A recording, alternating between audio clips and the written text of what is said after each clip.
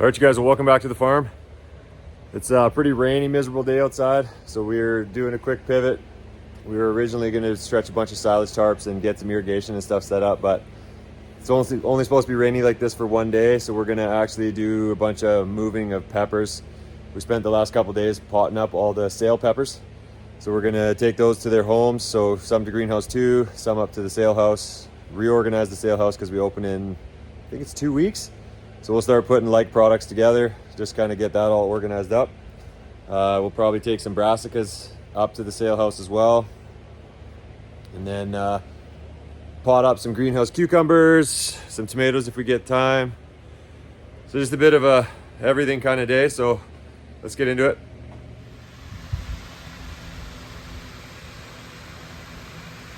So I've already got a full bale of dirt mixed up, and I'm going to throw in a bit of amendments. And then we'll get to filling pots and potting these up.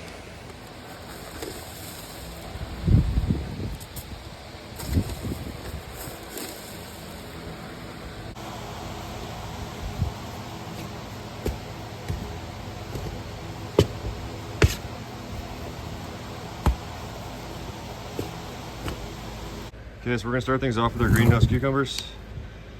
We usually wait until there's one solid true leaf before we pot them up. If you wait any longer, sometimes what'll happen is these will start to fall over, bend and break. So these are at a good spot now, and we're actually going to be putting these in a 6-inch round this year and into a daisy tray. We do some things in standard 10-20 bottoms, but we find sometimes when you got a lot to water, people are watering them in heavy, sometimes too much water will pool here and they'll actually kind of drown them. So we're going to switch this year and try it in a daisy tray and see if that helps things out.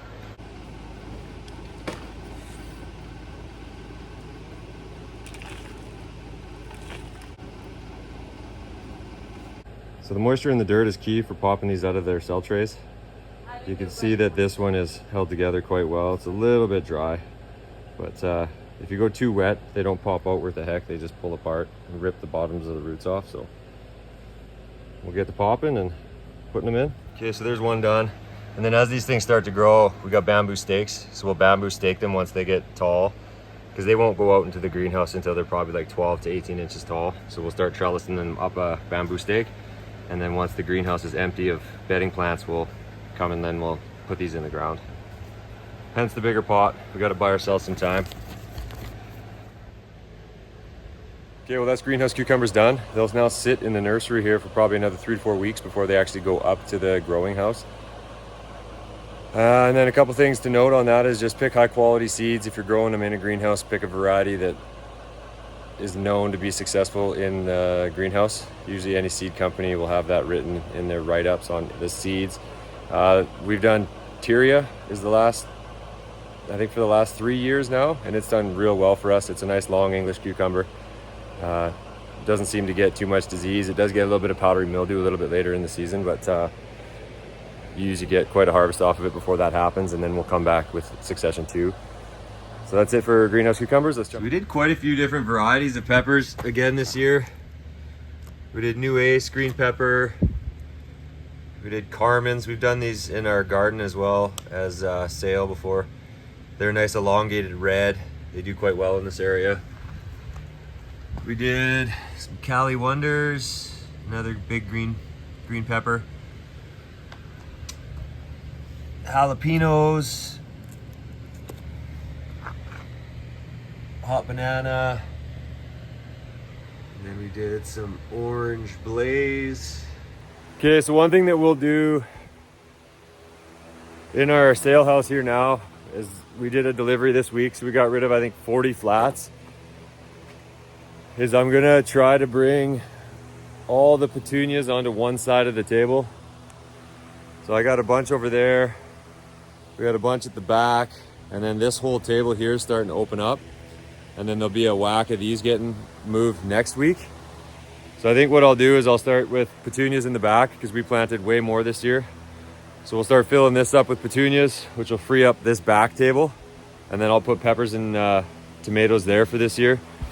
The back of the greenhouse is always warmer than the front with the daytime sun. So the peppers will really like that. So we'll start moving that stuff now, and then we'll just keep trolleying up peppers as we go here. But you can just see this stuff is just going crazy. This has doubled in size in the last probably 3 days. So warmer days, longer days, everything's getting to be pretty happy.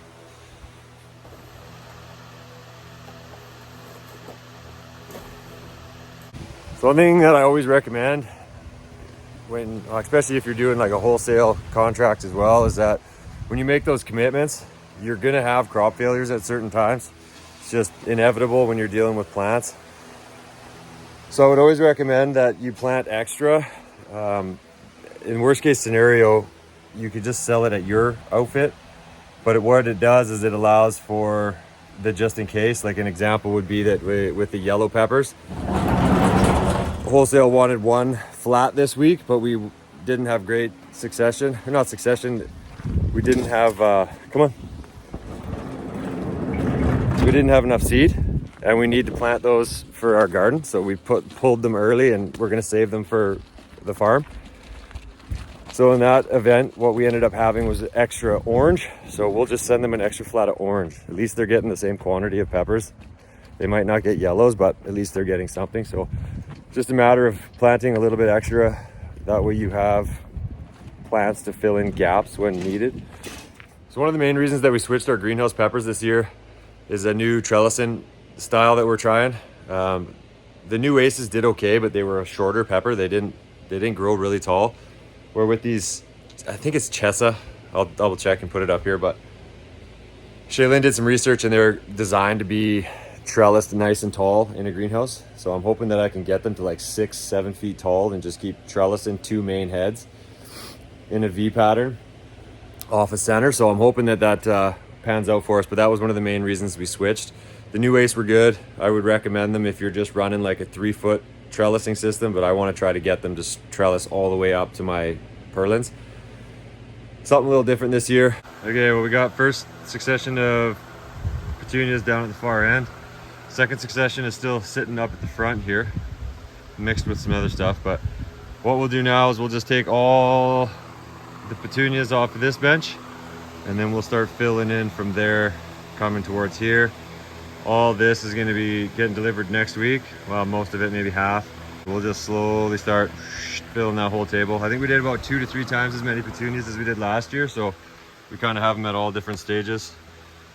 And then the third round right now is just sprouted up in cell trays. So we'll get to moving this stuff now, and then we'll look at organizing all the portulaca and snapdragons, because we got some here, and then we got some down there. So move everything around a little bit more. It's kind of one of the main reasons that we needed to buy that other greenhouse, and we were pretty fortunate to pick it up for what we did, is that we need a space for overflow of the nursery stuff. Our greenhouse 2 is designed, and I mean, ideally we want to be growing vegetables in there for as many months of the year as we can.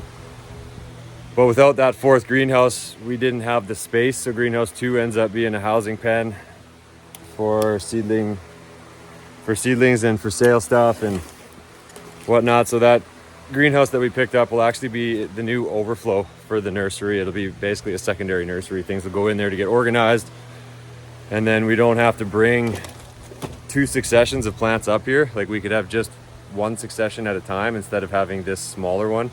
We could leave this in the overflow nursery, run it a little hotter so they size up faster, and then we don't need to have room in here. We could make each succession bigger too, which would then allow for more customers to come, and then a larger variety. So we're really looking forward and hoping that we can get that greenhouse kind of at least started this summer. We'll get the sonotubes punched in and whatnot, but yeah, the extra space is going to be well needed.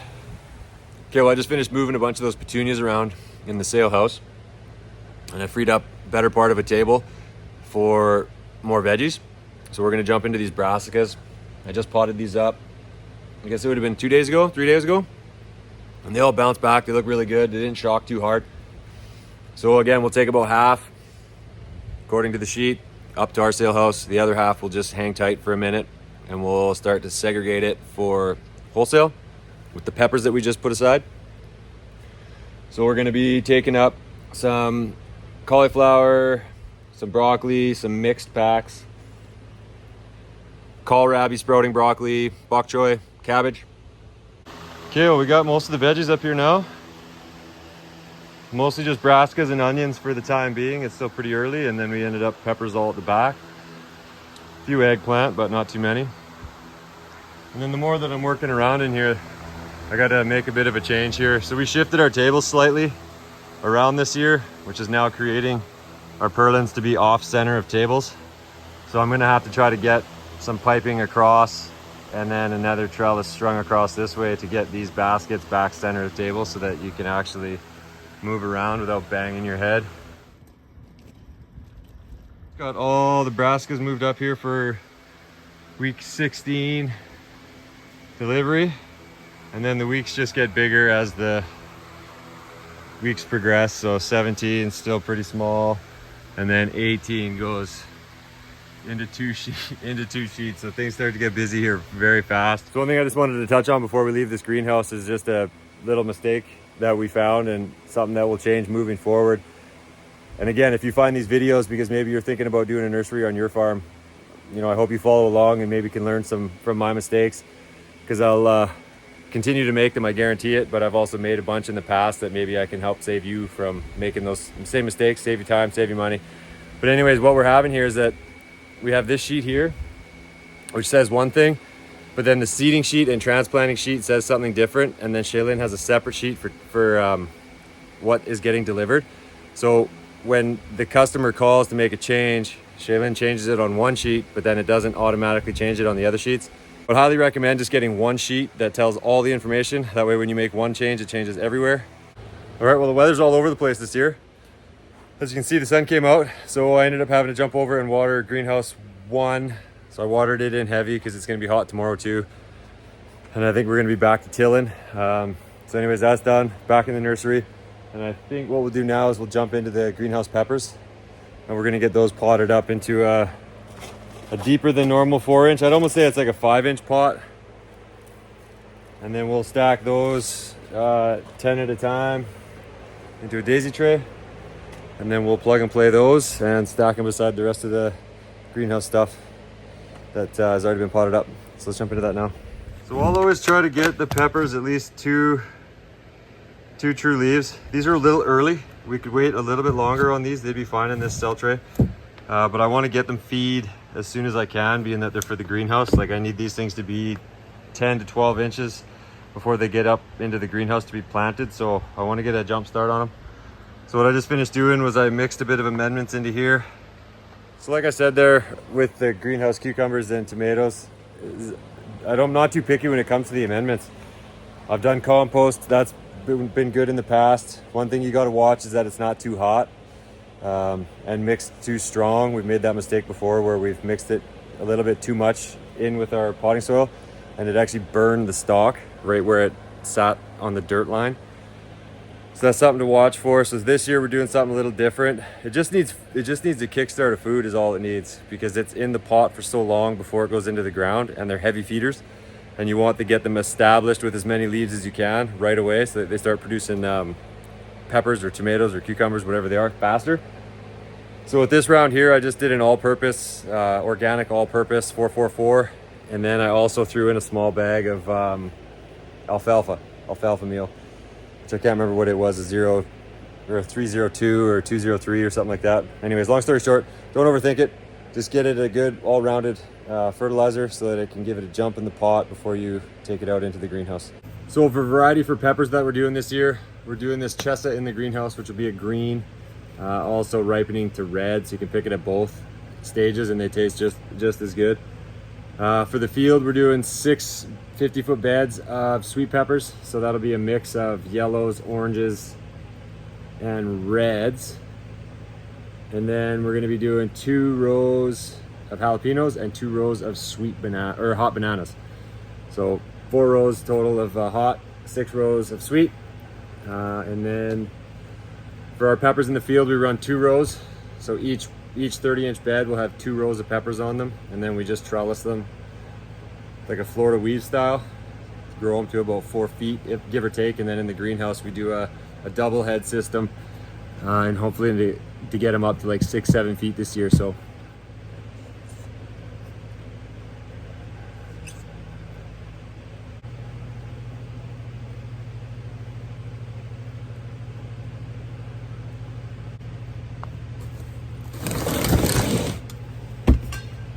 it's like my favorite part about cucumbers, peppers, tomatoes, eggplants, celery. There's quite a few, I guess, but they're just so fast. Like, you don't need to waste any time. They're strong, the roots are good. You just plug them in and then on to the next tray. Okay, so I'm just gonna hit these with a real light dusting of water. It's overcast now and the greenhouse has cooled down a fair bit, so I don't want to hit them with too much water to get them like saturated. I'll give them a little shot just to like pack it in around the roots a little bit, and then it's supposed to be real sunny tomorrow, so tomorrow we'll let them perk back up after a little bit of transplant shock, and then we'll soak them hard again tomorrow afternoon.